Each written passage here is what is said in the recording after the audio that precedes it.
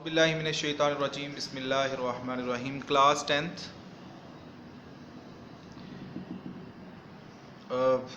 Physics में हमारा बच्चों लेक्चर है। हम लोग चैप्टर नंबर 14 पढ़ रहे हैं और इसी को हम लोग आगे कंटिन्यू करेंगे।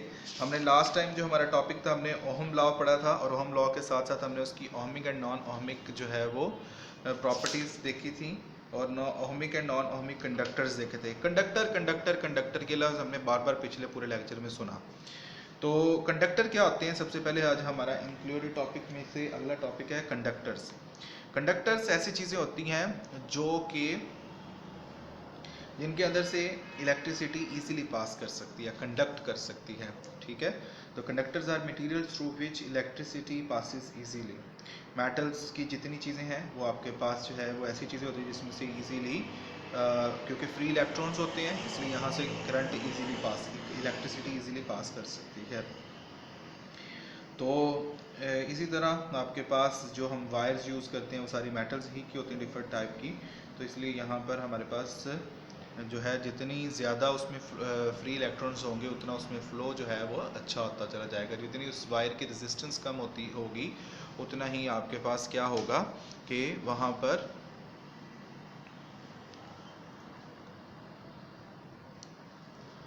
कंडक्टर, हमारा ये पहला टॉपिक था कंडक्टर्स।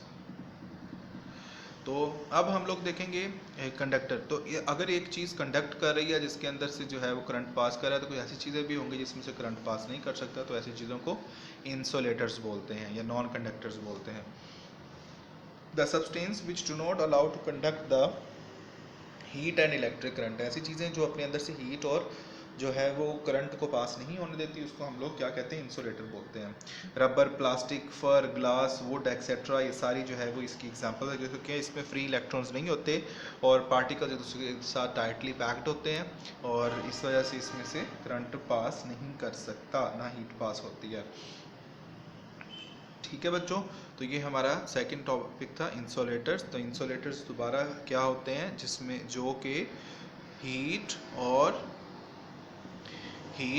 और इलेक्ट्रिसिटी को या इलेक्ट्रिक करंट को पास नहीं होने देते। नेक्स्ट हमारे पास बच्चों टॉपिक है कॉम्बिनेशन ऑफ द रेजिस्टर्स। हम लोगों ने इससे पहले बेटा कॉम्बिनेशन पढ़े हुए थे किसके, कैपेसिटर्स के। ठीक है, आज हम कॉम्बिनेशन पढ़ेंगे रेजिस्टर्स के। रेजिस्टर्स के बारे में, रेजिस्टेंस हम लोगों ने पढ़ा था। रेजिस्टेंस क्या होती है, जो कि फ्लो ऑफ करंट के को रोकती है, ऑपोजिट करती है, ऑपोजिशन के तौर पर काम करती है, फ्लो को स्लो कर देती है। पानी बहता जा रहा हो, अगर हम रास्ते में पत्थर खड़े कर दें तो ये रेजिस्टेंस होती है, जिससे फ्लो ऑफ वाटर जो है वो स्लो हो जाएगा। यही काम रेजिस्टेंस का आता है। अगर किसी जगह से करंट बहुत तेज़ी से पास कर रहा हो तो अगर हम वहाँ पर रेजिस्टेंस को यूज़ कर लें, मुख्तलिफ़ किस्म के रेजिस्टर्स इस्तेमाल कर लें, तो क्या होता है कि वहाँ पर रेजिस्टेंस क्रिएट हो जाती है, तो और वहाँ से आपके पास करंट जो है उसके फ़्लो में फ़र्क आ जाता है, वो कम होता चला जाता है। इसका नुकसान भी होता है, चीज़ें गर्म हो जाती हैं, जल्दी ख़राब होने का नुकसान होता है, लेकिन इसका फ़ायदा भी होता है, किसी जगह पर हमें जितना मतलूबा करंट चाहिए होता है हम उस हिसाब से उसको उतनी रेजिस्टेंस लगाए कंट्रोल कर लेते हैं।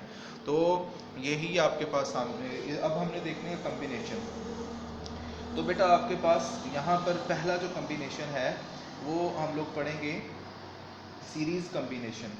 सीरीज़ कम्बिनेशन के अंदर आपके पास जो है वो कुछ इस तरह का ये कम्बिनेशन बनता है।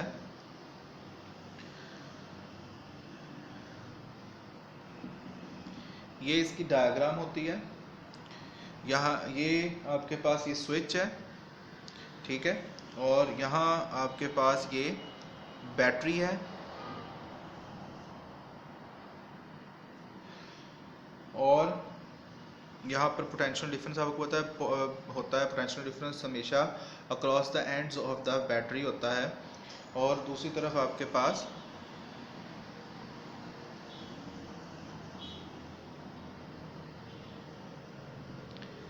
ये आपके पास पहली रेजिस्टेंस है, फिर यहाँ पर ये दूसरी रेजिस्टेंस है, और फिर ये तीसरी रेजिस्टेंस यहाँ पर ये लगी हुई है।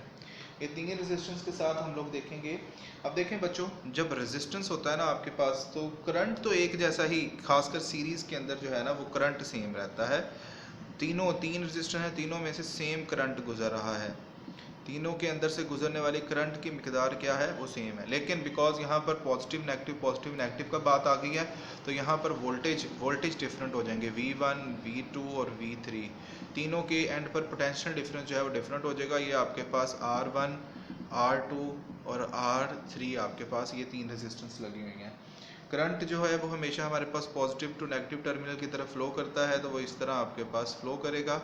तो ये हमारे पास फ्लो ऑफ करंट की एक डायग्राम है।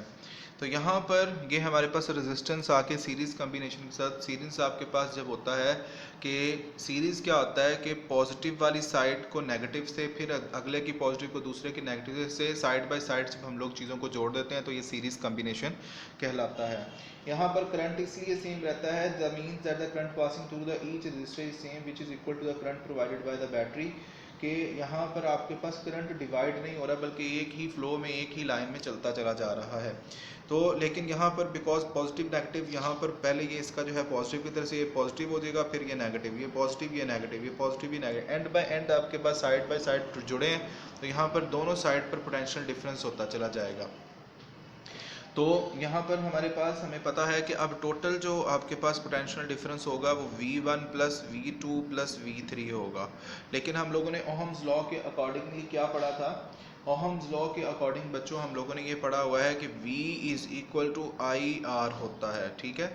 ये हम लोगों ने बात पढ़ी है। तो जहाँ जहाँ आपको V नज़र आ रहा है यहाँ पर आपके पास आ जाएगा IR, यहाँ पर आपके पास आ जाएगा, क्योंकि करंट सेम है सब जगहों पे, तो I1 नहीं लिखेंगे, सिर्फ I लिख देंगे, क्योंकि हमने कह दिया I तीनों करंट्स के इक्वल है। यहाँ पर R1, फिर उसके बाद बच्चों आपके पास आ जाएगा IR2 और फिर IR3, ये आपके पास आ गए। इन सब में से I कॉमन आ रहा है, IR1, R is equal to IR1, R2 और R3। तो ये I से कैंसिल हो जाएगा, रेजिस्टेंस इज इक्वल टू आपके पास टोटल रेजिस्टेंस के इक्वल हो जाती है जो हमने लगाए जाते हैं। अगर आपके पास ज़्यादा रेजिस्टेंस हो जाएं, 3 से ज़्यादा हो जाएं, तो R1, R2 plus up to so on Rn, और इसे इक्विवेलेंट रेजिस्टेंस बोलते हैं।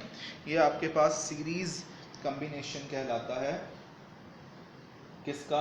रेजिस्टेंस का सीरीज़ कम्बिनेशन ये आपके पास आ गया। इसके बाद बच्चों हम लोग देखेंगे इसका दूसरा कम्बिनेशन आपके पास क्या होता है? पैरेलल कम्बिनेशन उसको बोलते हैं।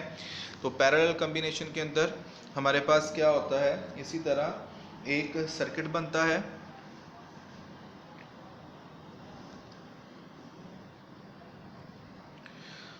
सर्किट के अंदर यहाँ पर एक रेजिस्टेंस लगा दी जाती है, एक रेजिस्टेंस यहाँ पर होती है क्योंकि ये पैरेलल रेजिस्टेंस है, और एक रेजिस्टेंस यहाँ पर, ये एक दूसरे के पैरेलल लगी होती हैं। ये कुछ आप लोगों के पास कुछ इस तरह का कम्बिनेशन ये आ जाता है। अब इसमें क्या होगा, जब करंट यहाँ से आएगा, ये समझे आपके पास यहाँ पर बैटरी है, ये यहाँ पर आपके पास ये बैटरी थी, और यहाँ पर potential difference across the ends of the battery, current pass कर रहा है। अब करंट किस तरह पास करता है? करंट पास करता है पॉजिटिव टू नेगेटिव। यहाँ पर जब करंट आएगा ना, अब करंट हो जाएगा डिवाइड, एक करंट इस तरफ कुछ चल जाएगा, कुछ इस तरफ और कुछ इस तरफ, ये करंट डिवाइड हो गया। यहाँ पर I1, R1, यहाँ पर R2 और यहाँ पर I2, यहाँ पर I3 और यहाँ पर रेजिस्टेंस R3 हो जाएगा। इस तरह ये आपके पास करंट यहाँ से गुजर के फिर यहाँ पे इकट्ठा हो जाएगा और फिर इस तरफ आ जाएगा। ये करंट आपके पास इस तरह फ्लो करेगा। अब यहाँ एक चीज़ सेम है, वो क्या? पोटेंशियल डिफरेंस जो है वो सेम रहेगा, यानी V जो है वो हर जगह पर क्या रहेगा? सेम रहेगा। क्यों? क्योंकि पोटेंशियल डिफरेंस सिर्फ एक ही जगह पर बन रहा है। अब साइड बाय साइड नहीं है, कोई टर्मिनल नहीं बन रहे, तो इसलिए यहाँ पर आपके पास जो पोटेंशियल डिफरेंस है आपकी बार वो सेम रहेगा। करंट क्या होगा? वो टोटल करंट के बराबर आ जाएगा, I1 plus I2 plus I3। Current क्योंकि 3 हिस्सों में डिवाइड हो गया। वही ओहम्स लॉ के अकॉर्डिंग हमने पढ़ा हुआ है, V is equal to IR। तो I की वैल्यू अगर हम यहाँ से निकाल लें तो वो क्या निकलेगी? V over R।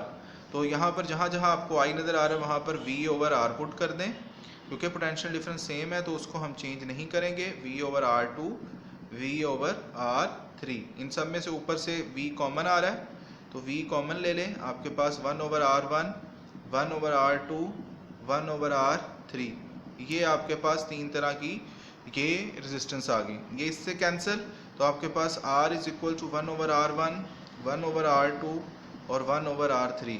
और अगर आपके पास n टाइम्स रेजिस्टेंस हो तो ये आपके पास 1/R1 plus 1/R2 plus up to so on 1/Rn, इसको हम लोग इक्विवेलेंट रेजिस्टेंस भी बोलते हैं। तो ये आपके पास दो कॉम्बिनेशन आ जाते हैं। जो हमने पहले पढ़ा वो सीरीज कॉम्बिनेशन, और जो हमने अब पढ़ा ये हमारे पास पैरेलल कॉम्बिनेशन है किसका, रेजिस्टर्स का। ठीक है बच्चों, तो इसमें किसी किस्म की कोई प्रॉब्लम है अगर आपको समझ नहीं आई तो आप लोग डिस्कस कर सकते हैं, ताकि हम लोग उसको दोबारा से कर सकें, दोबारा से लेक्चर्स को कर सकें।